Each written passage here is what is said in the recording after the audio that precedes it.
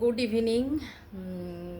তোমাদের কাছে আজকে একটু চলে এসেছি, কিছু কিনেছি তোমাদের কাছে শেয়ার করব। তাই দেখো, আজকে 10 তারিখে স্কুল থেকে এসেই আমি বেরিয়ে গেছি, একটু পার্লারে গেছিলাম, তারপরে ওখান থেকে এসে আমি কিছু জিনিসপত্র কিনেছি। দেখো কি কি কিনেছি। প্রথমে এই দেখো, আমি যে রান্নাঘরে তোমাদেরকে রান্নাবান্না দেখাই, এটা হচ্ছে একটা চিকেনের মশলা। দেখো, চিকেনের মশলা কিনেছি।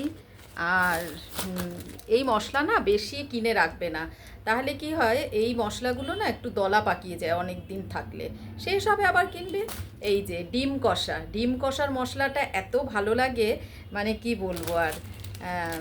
আর মেয়ের জন্য ম্যাগি নিয়েছি, এই দুটো ম্যাগি নিয়েছি, কারণ মেয়ে তো ম্যাগি বেশি খেতে চায় না, ওর ইচ্ছে করলে খেলো। একবার পুরো ব্রাঞ্চ আমি না ধরে, আগে ব্রাঞ্চ ধরে আনতাম। কি হয়, ম্যাগি বেশি দিন থাকলে কালো কালো মোটা মোটা পোকা আছে, এই পোকা হয়ে যায়। আরেকটা কথা হচ্ছে পিঁপড়েও হয়ে যায়, ভেতরে ঢুকে যায় পিঁপড়ে, আমি অনেকবার ফলো করেছি, জানো তো।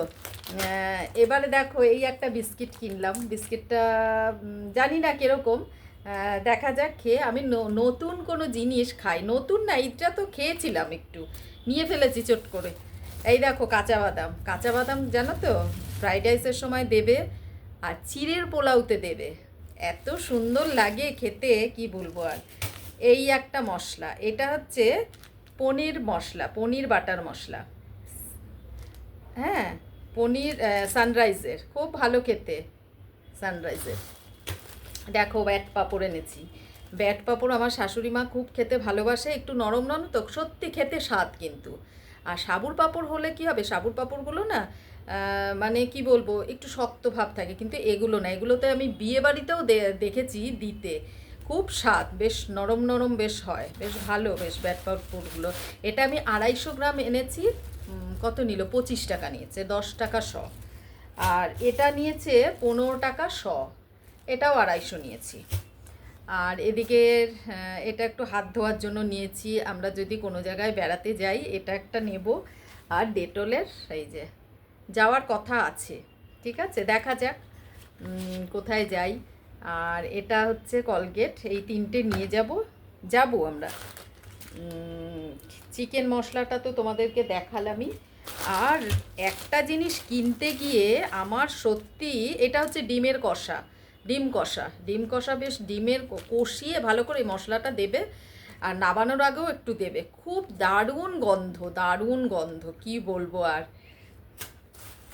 আমার সবথেকে মাথা গরম হয়ে গেছে এলাচ কিনতে। তোমাদের দেখো, এইটুকুনি এলাচ কিনেছি 10 গ্রাম। 10 গ্রামের দাম কত নিয়েছে জানো, 35 টাকা।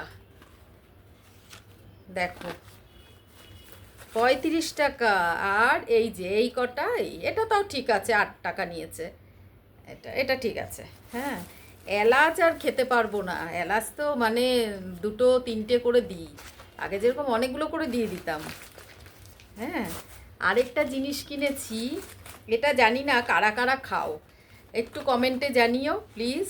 দেখো, এটা এটা কি দেখো তো, এটা হচ্ছে সাদা তিল, সাদা তিল কিনেছি, এই দেখো, ঠিক আছে। সাদা তিল বড়া খেতে খুব ভালো লাগে, আর যদি তুমি পোস্তর মধ্যে একটু বাদাম দেবে, কাঁচা বাদাম, একটু পোস্ত দেবে, আর তিল দেবে, সাদা তিল দিয়ে একদম আলু পোস্ত, ঝিঙে পোস্ত, আর শুধু তিলের বড়া, একদিনকে খেয়ে দেখো, একদম পুরো মচমচে, একটু নুন হলুদ মিষ্টি দিয়ে কাঁচা লঙ্কা দিয়ে ভালো করে মেখে, আর কিছু দেবে না, এক দিয়ে তেলের মধ্যে বড়া খেয়ে দেখো, দারুণ। আজকে এই পর্যন্ত, অন্য একদিন আরেকটা কিছু নিয়ে দেখা হবে। শুভ সন্ধ্যা, রাধে রাধে। ভালো থেকো, আর টুমকির পাশে থেকো, এইভাবে সাপোর্ট করো। Thank you.